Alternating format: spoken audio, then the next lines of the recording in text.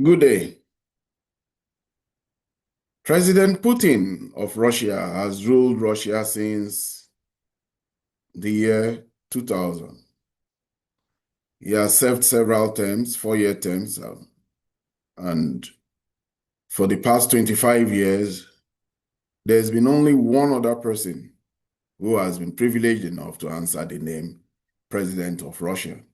And that person, besides Putin, is Dmitry Medvedev. Dmitry Medvedev has served severally as Prime Minister of Russia, but it was in 2008, between 2008 and 2012, he was the president of Russia. That was the time that President Putin stepped down, became Prime Minister of Russia. So he is quite a part of the political firmament of Russia, but he has a very different role these days. He's the deputy chairman of the Security Council of Russia. That's a very strong advisory body that advises on Russia's security and well-being. He has a strong voice. These days, he does something that modern leaders do. He's the one Russian politician who continuously tweets. He likes to use X. And today, he made a big statement. Dmitry Medvedev has been making a lot of statements, especially some statements that have made people in the West take note of him. They, in fact, fear him now because he has some very strong views. So whenever people talk about removing Putin, who next? It seems like it's Medvedev. And Medvedev is seen to be a very, very strong-willed and hardcore Russian politician who would prefer to do things in a much more harder and forceful way than President Putin is doing in the Russian political space now. You see, today, President Medvedev, because that was what he is, but it's most times they call him Dmitry Medvedev, put out a tweet in response to some statements made by President Donald Trump. President Donald Trump today met with some European politicians who have insisted and wanted him to be a part of the continuous war against Russia using Ukraine. President Trump has been stepping away from that, dodging. He has been doing everything not to commit America to the Ukrainian war as Biden had committed America. So he has come up with, first of all, he came up with a peace plan that didn't work. He came up with ceasefire that didn't work. And then now he came up with a 40-day, 50-day interval within which he's expecting the Russians and the Ukrainians to make peace or else. Or, of course, the or else is that he will put more sanctions on Russia and the people who buy Russian oil or who support the Russian economy. So today he was meeting with one of the biggest cheerleaders of Ukraine, and that is Keir Starmer. And while Keir Starmer was sitting with him in his golf course in Scotland, Keir Starmer had President Trump. President Trump made a statement that instead of the 50 days that he had already given as an interval for which he expects Russia and Ukraine to make peace, he would reduce it to 10 to 12 days. He then said, or else he will now start putting serious sanctions on Russia. Later on that day at the airport while he was leaving, he did make a statement, maybe to correct himself or to assuage the Russian people that, yeah, I love Russia. He said, I love the Russian people, Trump. He said it, but that he doesn't like what's going on with Ukraine and he wishes that the Ukrainians will the Russians will make peace with the Ukrainians, because in his own understanding, it is the Russians who are refusing to a ceasefire.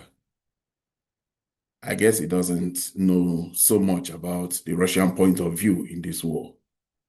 So there was instant pushback, and that pushback came from the one force that has become the unseen hand, the so-called bad cop of a team of good cop, bad cop, and that's Medvedev. Medvedev put out a tweet, and he didn't hold back. He said to Trump in that tweet, Russia is not Israel and Russia is not Iran. And he told Trump in no uncertain terms that you issuing threats against Russia is not in the best interest of the relationship. He said, Russia isn't Israel, and you can't be pushing Russia around. When you give Russia ultimatums, it constitutes a threat. And that is a step towards hostilities between Russia and the US.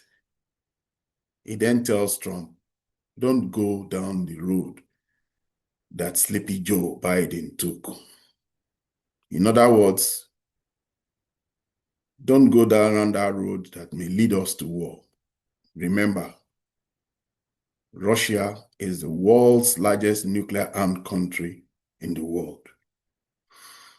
Good day, and welcome to my channel, Ebima Amungo's Perspective on Global Affairs. If you're new to this channel, please subscribe. If you have any comments regarding the views I express in this video, please leave them in the comment section. Dmitry Medvedev was the president of Russia between 2008 and 2012, and that incidentally was the first term of President Obama. He had a good working relationship with Obama. In fact, it is thought that they had a very jovial relationship. It was one that led to some breakthroughs, especially on the nuclear front, because under him, between him and Obama, they came up with a new START framework treaty by which nuclear-armed missiles were reduced in Europe and within that European continent from the numbers they were to 1,500 all across board. They did their best to try and ease the nuclear tension that was enveloping Europe at that time.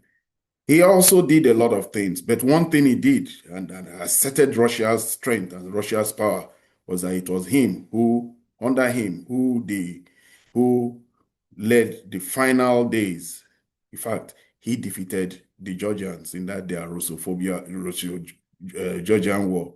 It was him who crushed all the resistance of the Georgians and pacified the Georgians. These days, the Georgians choose to not allow themselves to be used by either the Americans or even by the Russians. They stay clear of this big power politics because they lost terribly. They lost two very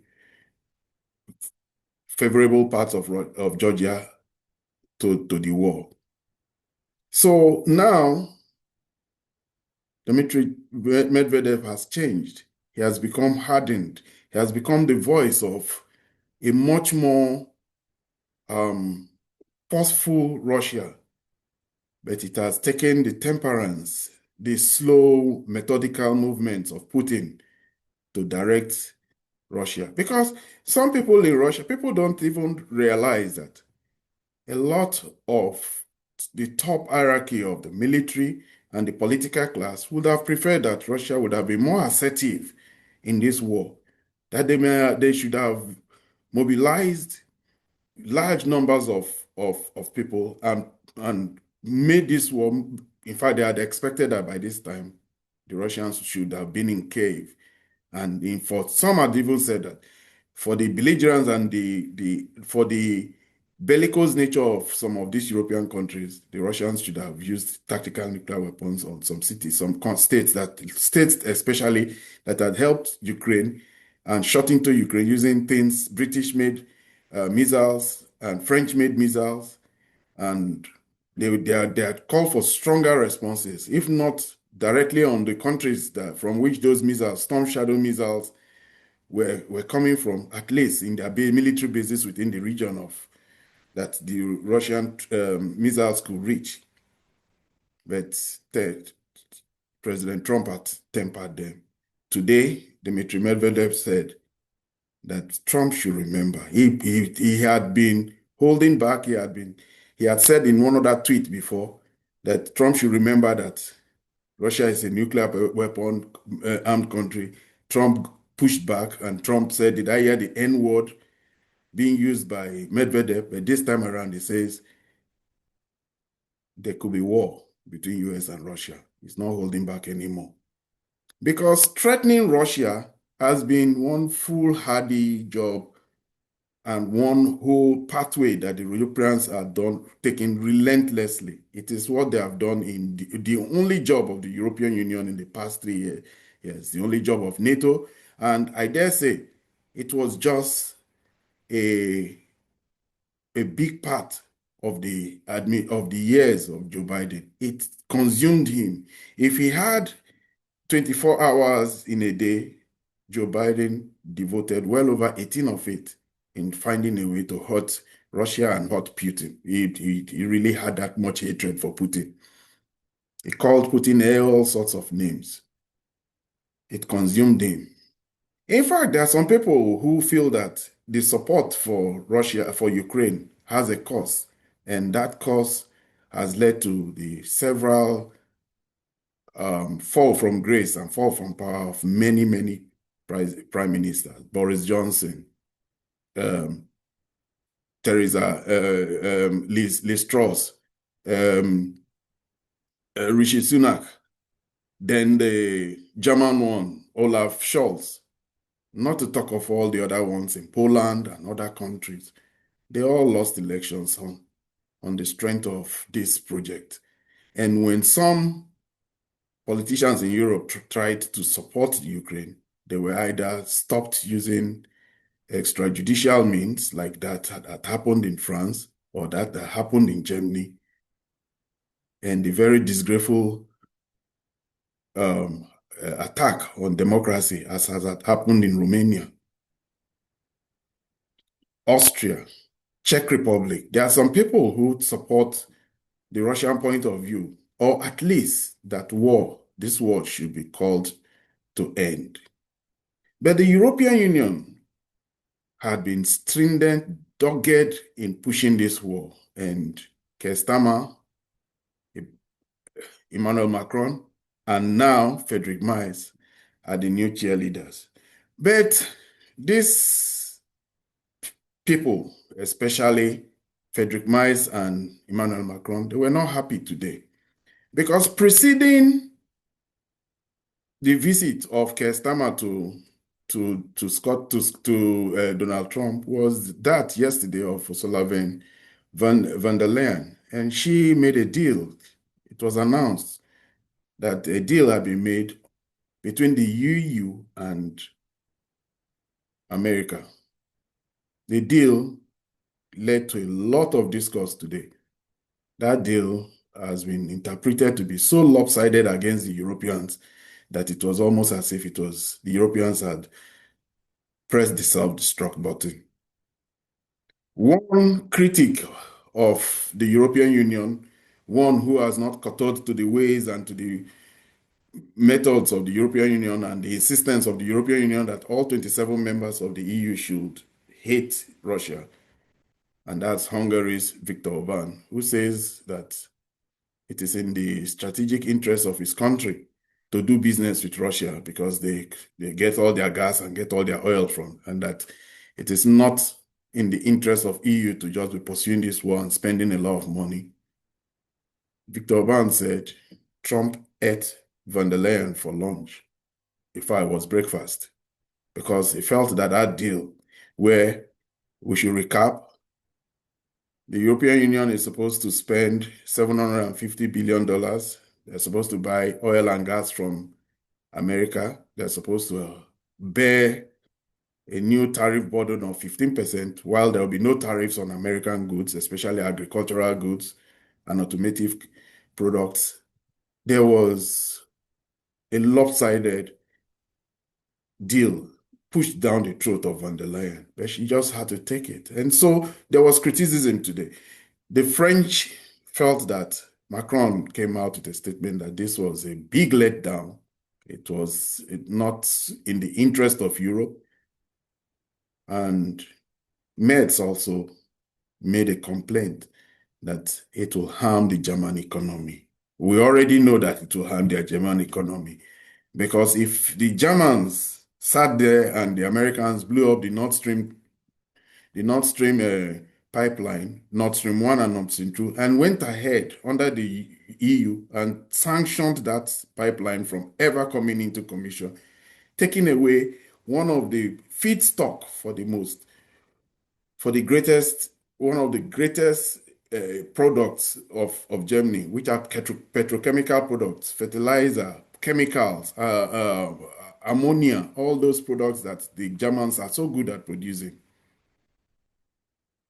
The feedstock, which is natural gas, has been denied you from Russia, and now you have to buy them for 2 times or 3 times the price from America. That is the contention that Europe is forced to face because they had no chance against the might of the Americans. These days, Russia has found new friends, and that our friend, which is China, has stood, the only country that has stood to Donald Trump's strong arm tactics in this tariff war is unleashing on the world and all the countries of the world, including some very small African countries like Eswatini or Lesotho. These countries are suffering from this trade war, and it's this trade war now, this tariff bleeds, let me call it that, is what he's using in putting every country in line, but not with the Chinese. Today, for the 3rd time, the Chinese and the Americans had their 3rd round of meetings. These meetings were held in Sweden. The fact that Trump is not making any statements about dealing with the Chinese, putting sanctions on the Chinese, putting 140% tariff on the Chinese, but he's more calm and sober and has even rolled back. This is the big part of it. He has rolled back a lot of all the restrictions on Chinese access to semiconductors, Chinese access to some American products that are very good, NVIDIA chips, Chinese access to some of the things that they were producing to giving to that the Chinese sought from America. Let's not forget there was a time that China was buying 300 billion worth of chips from American companies, especially Qualcomm. They were buying chips, but not anymore. Now Huawei makes our own chips, and the SMIC now manufactures these chips for most of the companies in America. They still buy American chips, no doubt, but that they have been denied high-end chips because of the restrictions put by the Biden administration against selling these chips. This has harmed America because the Chinese have come out and made their own chips and are getting better at replacing those chips with Chinese chips. And it is for that reason that NVIDIA, Jensen Huang, argued that if you let the Chinese, if you deny them access to cutting-edge AI chips like the NVIDIA H20 chips, which are what we are designed just for China, if you deny them, then Huawei will just get better with their Ascend chips, sell it to the whole of the data centers in China, get rich, because that's a $50 billion market, and then do better research and compete with NVIDIA in every other market. Already they are doing that. So it's not in the interest of America, and it was for that reason that Trump rolled back. Besides the fact that the Chinese put a Trump card, excuse my pun, but they did. They put a Trump card when they said no more access to rare earth metals and rare earth magnets. In 2 weeks, two car companies closed in America. In 2 weeks, there was no artillery shell being built in any factory, whether in Ohio, in Pennsylvania, in Kansas, or in Texas. There was none because they just didn't have access to those cutting edge magnets that help in the automotive industry, in the defense industry, in the production of missiles, in the production of anything, Patriot missiles, interceptor missiles, Patriot batteries, nothing. Everything needs these batteries. And in just 2 weeks of the Chinese putting restrictions on it, high-tech production in America, which is the only form of production going on in America now, besides some other this thing, which it almost came ground to a halt. So it was with sadness that Trump had to concede and is now rolling back because the Chinese, he is beginning to find out, are as much hard negotiators as he himself feels. He always felt he's a deal maker, but no. And the Chinese are taking this matter serious. Scott Bessent, the Treasury Secretary, is finding out that it's not easy dealing with the Chinese. Even he himself has toned down his rhetoric against the Chinese.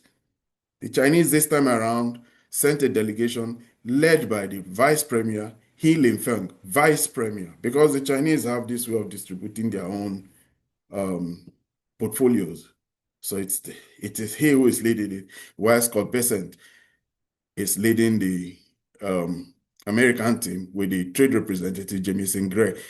This time around, Howard Lutnick is not part of the team, but they have started to meet in Sweden, and it is not expected that a deal will come out of it. So possibly another 90 days of grace will have to be agreed to. In those 90 days, President Trump will be worried that the Chinese may cut back the access to these rare earth metals, which are so fundamental to technological production. He has been forced to see that the foe he is dealing with is more formidable than he ever thought. Ursula von der Leyen found out because prior to her meeting with Trump, she came to Beijing to meet with Xi Jinping. She had a cold reception. She and the president of the European Union Commission, European Union, Alberto Costa, they both were ushered around in a bus. And besides the one meeting they had with Xi Jinping, they were not really they weren't given a high celebration. They were just quietly ushered around Beijing and escorted out. They just didn't do anything. Europe is not in a good place now. China is crushing her, and Xi Jinping and President Trump is pushing them around. This is where I end my video for today. If you're new to my channel, please subscribe. If you have any comments about the video, please leave them in the comment section. Do well to like and share. See you in my next video.